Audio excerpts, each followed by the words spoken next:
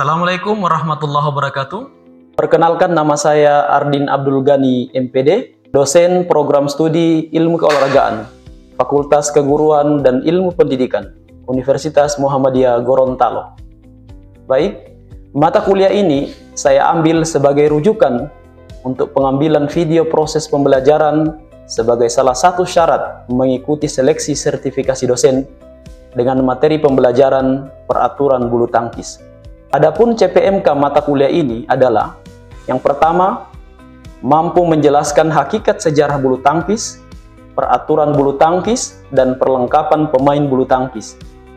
Yang kedua, mampu mempraktekkan teknik dasar permainan bulu tangkis.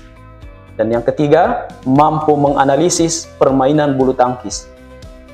Adapun indikator penilaian dalam mata kuliah ini adalah pertama, kehadiran 30%, kedua, tugas 15%, ketiga, UTS 15%, dan keempat, UAS 40%.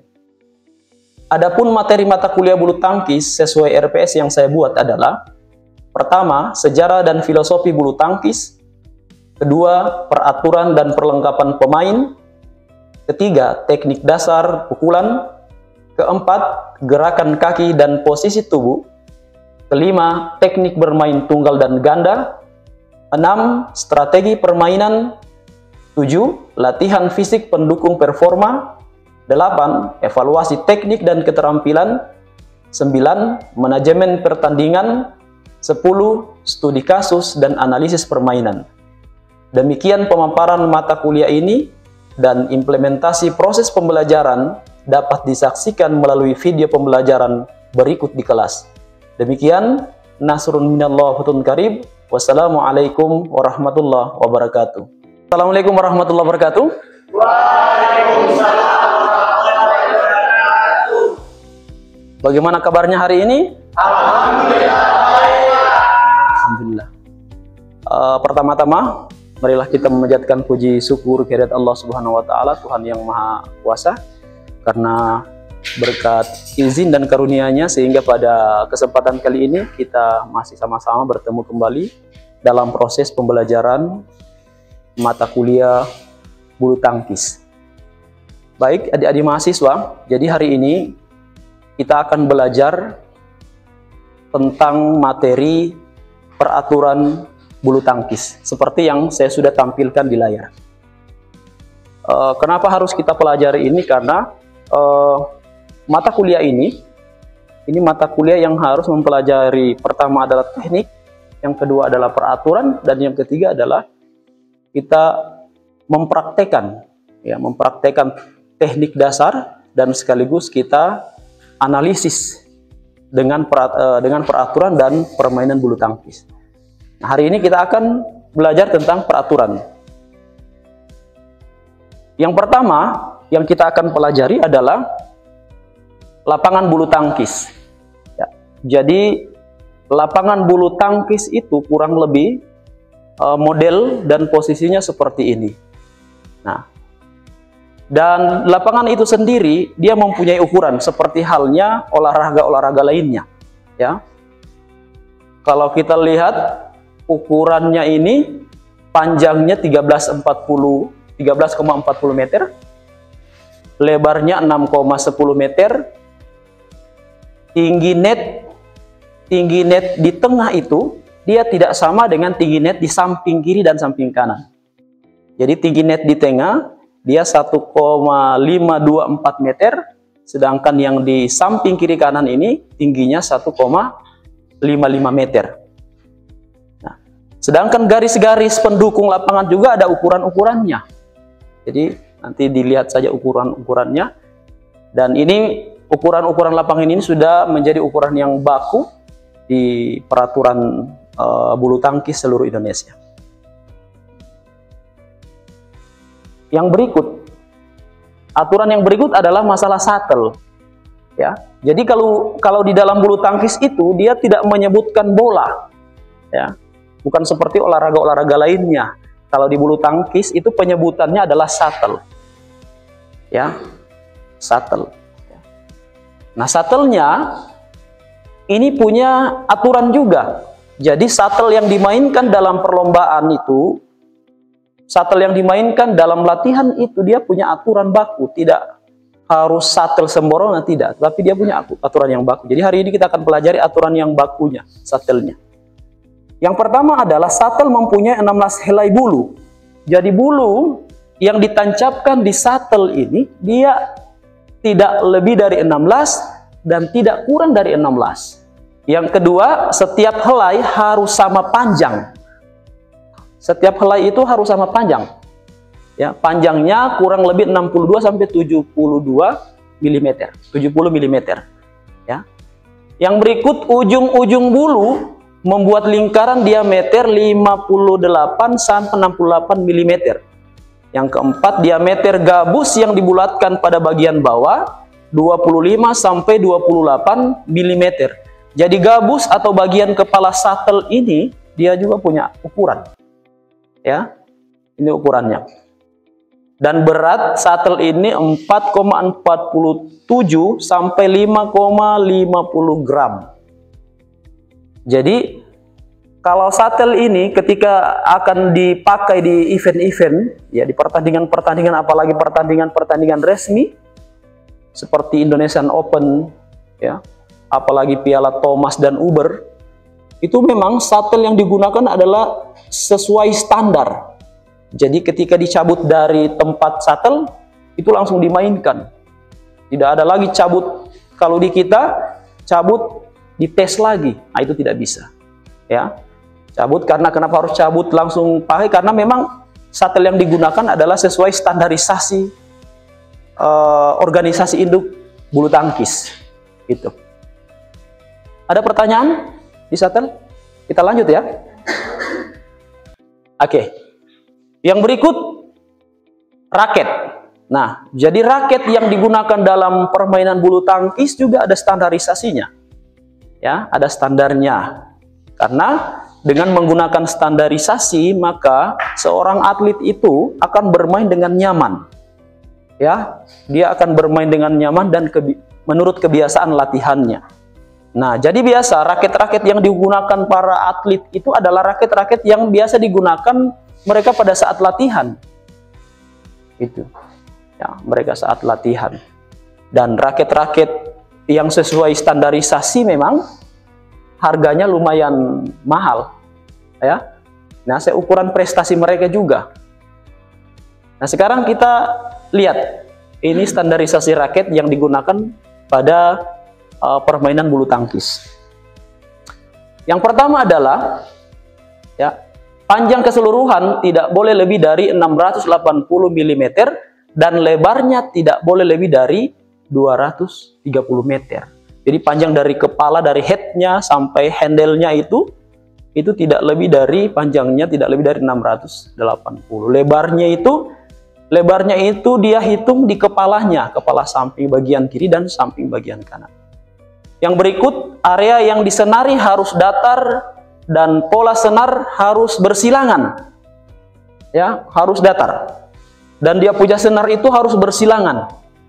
Ya, tidak bisa yang satu silang satu, yang satu silang dua, yang satu silang tiga, tidak bisa. Jadi bersilangan. Dia seperti orang menganyam. Nah, ya, itu. Dan apa namanya, senarnya ini biasa dipasang langsung oleh mesinnya. Nah, sekarang itu pemasangan mesin raket untuk bulu tangkis itu, senarnya itu pemasangannya mesinnya sistem digital. Ya. Karena ketika kita taruh di mesinnya, pertama dianyam, ditaruh langsung dia otomatis ditarik sendiri. Nah, disesuaikan dengan tarikan yang biasa kita gunakan. Ya.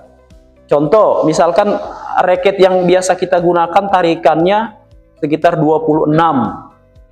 Ya. Dan raket yang kita punya tarikannya maksimal 26. Jangan kamu coba-coba tarik 27 atau 28, bisa patah. Ya. Kalau manusia yang tarik itu kan ketika bunyi dia langsung lepas. Tapi itu mesin, dia bunyi, dia enggak, dia akan tarik sesuai dengan yang kita taruh. Misalkan tarikan 26. Kita klik 26, dia akan tarik 26. Mau patah, mau apa, dia tidak, ya, langsung ditarik. Gitu. Yang berikut, masalah raket itu, raket harus bebas dari benda-benda yang ditempelkan atau tonjolan, kecuali pelindung kerusakan atau penahan getar. Jadi raket itu tidak ada dia punya bunga-bunga. Ya, semisal kasih pakai bunga-bunga dulu, ikat di batang raket, di leher raket, supaya bagus ketika pakai bermain. Nah, itu tidak bisa, ya, itu tidak bisa, karena memang ini disesuaikan dengan standarisasi permainan, ya. Gitu. Yang berikut bagian raket. Nah, ini raket ini punya bagian-bagiannya. Head itu kepala, rod itu adalah leher raket, shaft itu adalah batangnya, dan pegangan adalah handle. Ya, ini bagian-bagiannya. Oke. Nah, sekarang kita bicara tentang, jadi awal permulaan suatu pertandingan bulu tangkis itu diawali dengan yang namanya undian atau toss. Ya. Itu. Jadi kita undi dulu. Apa yang perlu kita ketahui di dalam toss ini yang pertama adalah sebelum dilaksanakan permainan terlebih dahulu, itu diundi. Pihak pemenang menentukan pilihan. Ya. Coba 2 orang maju di depan saya. 2 orang maju di depan saya. Ya. Nah, ini semisal mereka pemain tunggal. Ya. Pemain tunggal. Jadi sebelum mereka bermain kita toss. Ketika toss menggunakan koin, ya, misalkan si Febri pemenang, ya, saya sebagai wasit akan menyampaikan kepada Febri, kamu mau pilih servis atau mau pilih lapangan. Dia tidak bisa memilih saya pilih servis dan pilih lapangan, tidak bisa. Dia harus pilih di antara salah satunya, ya. Misalkan Febri mengatakan saya memilih lapangan, wasit lagi akan memberitahukan lapangan sebelah mana. Nah, misalkan lapangan di belakang, saya sebelah kiri atau saya sebelah kanan. Sisanya berarti servis. Oke, paham? Oke, kembali. Nah, itu pemenang berhak memilih servis, menerima servis atau memilih lapangan. Gitu. Yang berikut, pihak yang kalah undian mendapatkan pilihan tersisa. Jadi misalkan Febri lapangan, berarti yang satu servis. Begitu juga Febri, saya milih servis, berarti yang satu milih lapangan. Paham? Oke. Yang berikut, nah ini perhitungan, ya. Ini kita akan belajar tentang perhitungan angka dan perpindahan. Ini yang agak sedikit bukan rumit, tapi memang kita butuh fokus, ya, dalam mempelajari ini.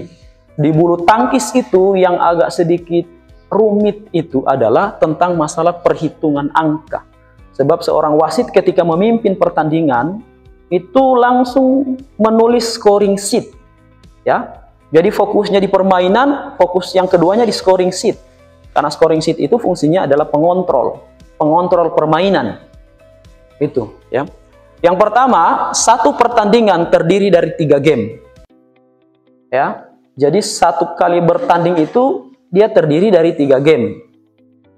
Ya.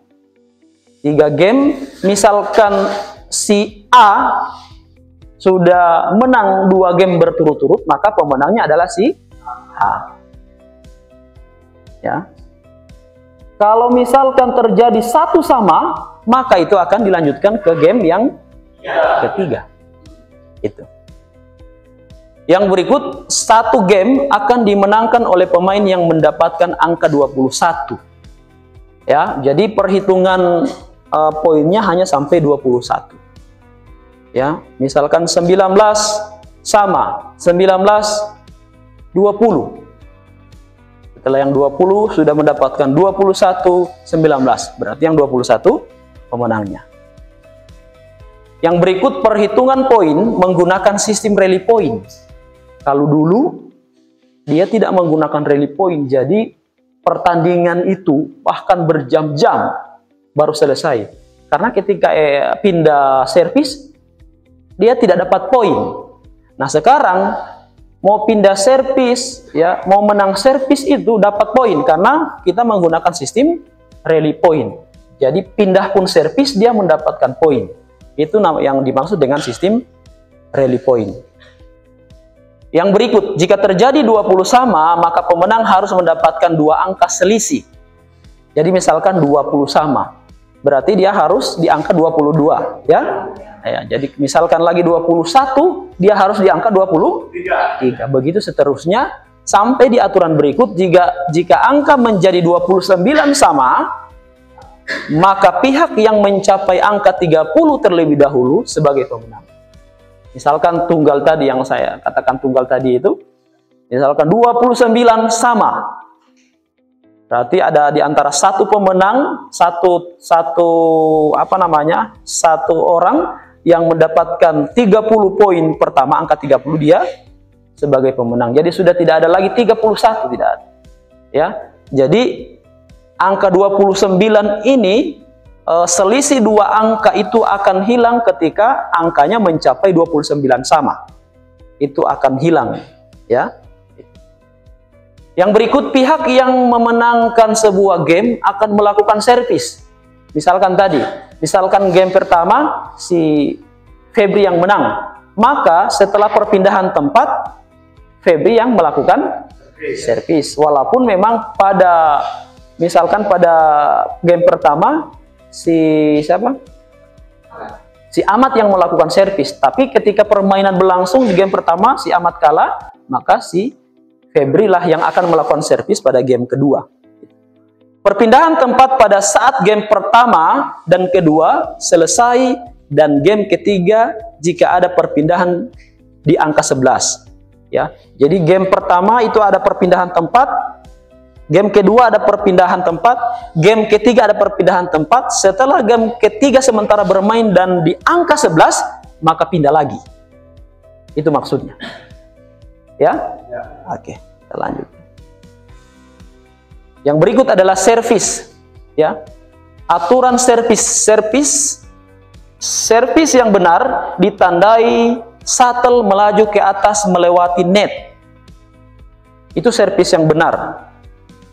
Berarti misalkan ini net, kalau menurut keterangan ini ditandai begini dia, seret. Itu servis yang benar.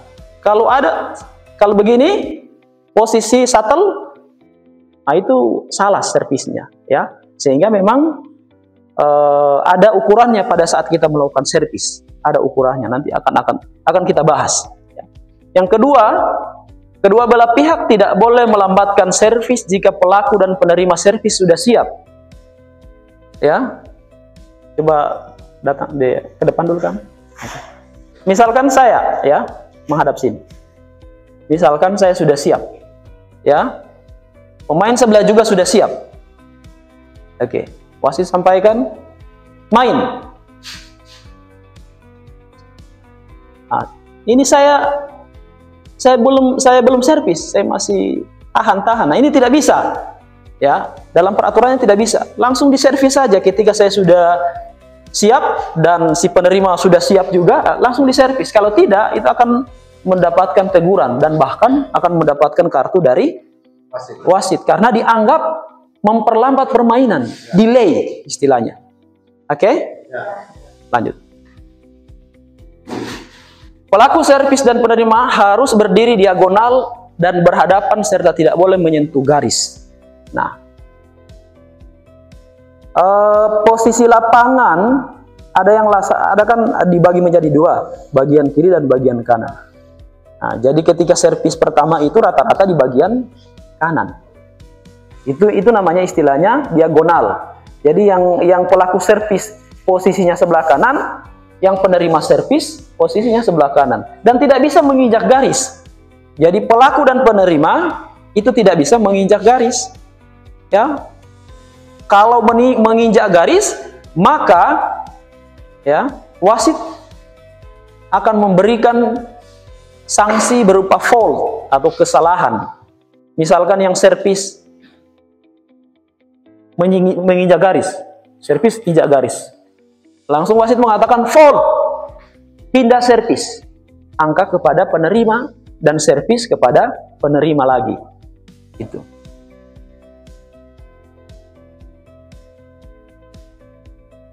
Pada saat servis, kepala raket harus kena di bagian gabus shuttle, ya. Jadi raket itu tidak bisa kena di bagian bulunya, ya. Tapi harus kena di bagian kepala shuttle, di gabusnya itu.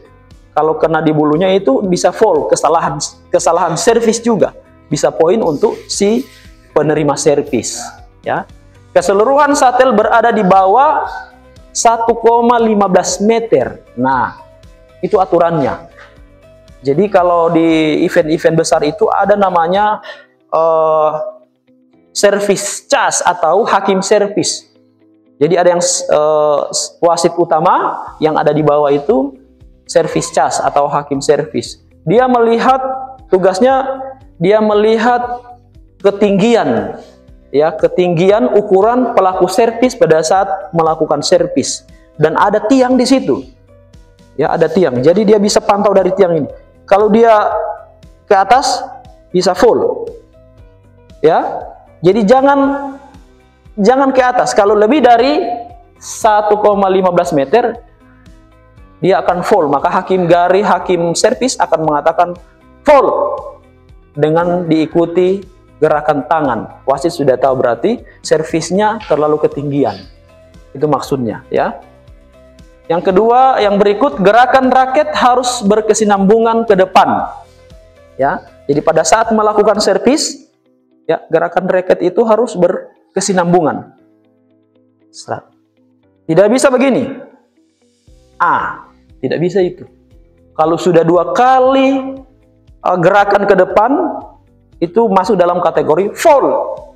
Tapi kalau dia ke kiri, ke kanan, itu nggak apa-apa, ya. Yang dihitung itu gerakan raketnya 1, 2, tidak bisa. Jadi servis 1. Itu yang namanya berkesinambungan. Yang berikut, pelaku servis tidak boleh melakukan servis sebelum penerima siap, ya. Jadi misalkan saya mau servis, tapi ada penerima dia ngangkat tangan. Ini bertanda dia belum siap untuk menerima servis, ya. Biasa gini. Jangan ada servis, ya. Sia-sia itu, karena dia tidak akan ambil dan tidak akan terhitung menjadi poin. Gitu. Oke.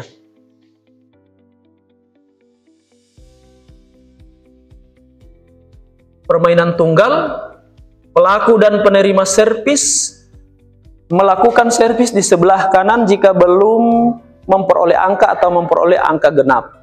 Jadi kalau pada saat angka genap itu dia posisi servis dan penerima servis itu di bagian kanan.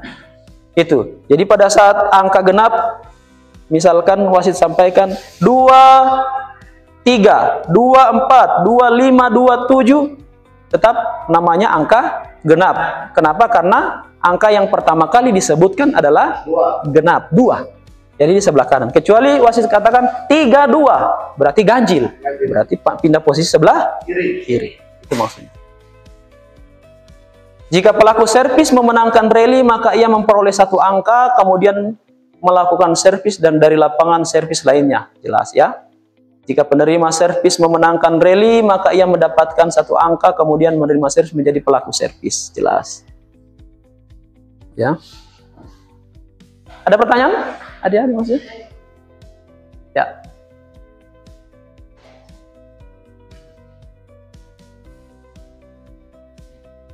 Pada salam, perkenalkan nama saya Nadila Muhammad. Baik Pak, saya di sini akan bertanya, apa yang dilakukan wasit sebelum memimpin pertandingan? Baik, terima kasih. Oke. Jadi hal-hal yang harus dilakukan wasit sebelum memimpin pertandingan adalah, pertama adalah menjemput scoring sheet, ya, menjemput scoring sheet. Coba saya lihat. Nah, ini ada scoring sheet modelnya seperti ini, ya. ini menjemput scoring sheet seperti ini di meja panitia. Fungsinya adalah ini digunakan pada saat pertandingan. Ya, itu yang pertama, menghitung scoring sheet. Yang berikut, memastikan bahwa hakim garis itu siap, ya, berada di posisi lapangan. Ya, kalau misalkan mau pertandingan, ya sudah dipanggil nama, pemainnya sudah ada di lapangan, lantas hakim garisnya belum ada, misalkan kurang satu, ya jangan Anda mulai. Ya, karena wasit itu dia akan dibantu oleh hakim garis. Ya, kenapa harus dibantu dengan hakim garis? Karena tugas hakim garis itu adalah melihat posisi shuttlecock apakah masuk jatuh di dalam atau dia jatuh di luar lapangan. Ya, karena semua hakim garis akan sejajar dengan garis lapangan. Gitu. Yang berikut yang harus dipastikan, wasit itu harus memastikan bahwa nama yang dipanggil untuk bertanding itu benar-benar nama itu, dan yang bersangkutan misalkan lapangan 1 akan bertanding permainan tunggal, Fibri berhadapan dengan Ahmad. Nah, itu dicek. Jangan sampai yang datang Abel atau yang datang Anggi. Nah, padahal yang main si Fibri ini dipanggil, tapi yang mainnya Abel. Nah, itu harus dipastikan, wasit harus memastikan itu. Begitu ya? Oke. Paham? Ada lagi yang lain? Oke. Silakan Wahab. Warahmatullahi wabarakatuh. Waalaikumsalam.